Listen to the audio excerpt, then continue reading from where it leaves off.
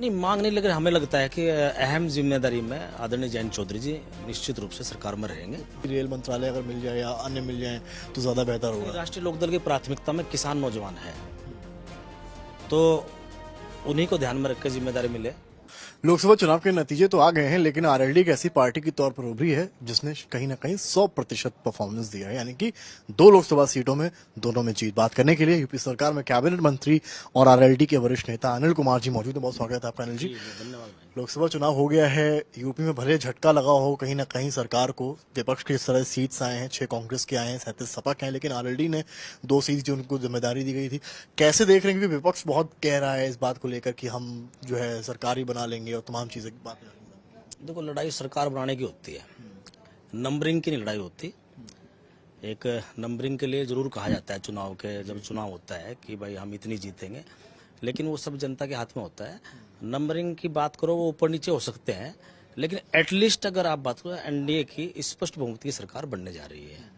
देश यही चाहता था कि नरेंद्र मोदी जी जो है तीसरी बार देश के प्रधानमंत्री बने, और वो होने जा रहा है। इससे बड़ी और क्या बात है।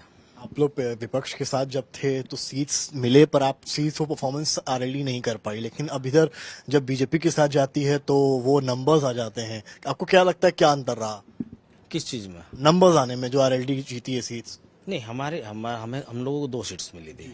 दोनों हम लोगों ने जीतने का काम किया है, दोनों सीटें हमारे अच्छे मार्जिन से जीती है। और एनडीए ने के साथ मिलकर राष्ट्रीय लोकदल ने अच्छा परफॉर्म किया है। विशेषकर पश्चिम उत्तर प्रदेश में हमारा प्रभाव वाला क्षेत्र है, वहाँ दोनों पार्टी कार्यकर्ताओं और नेताओं ने मिलकर एक अच्छा परफॉर्म किया है।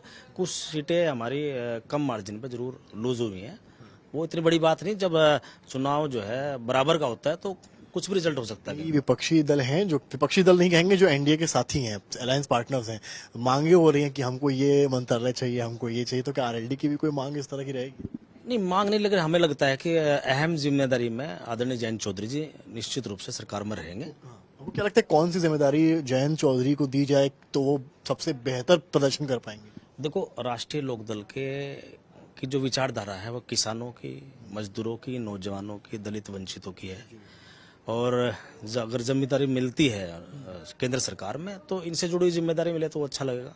जेडीयू वगैरह कह रहे हैं कि रेल मंत्रालय अगर मिल जाए या अन्य मिल जाए तो ज्यादा बेहतर होगा। राष्ट्रीय लोकदल की प्राथमिकता में किसान नौजवान है, तो उन्हीं को ध्यान में रख के जिम्मेदारी मिले, तो वो लोगों को ज्यादा, मतलब जो है किसानों को, नौजवानों को, दलित वंचितों को अच्छा लगेगा। चौधरी को कृषि मंत्री के तौर पर देखते हैं।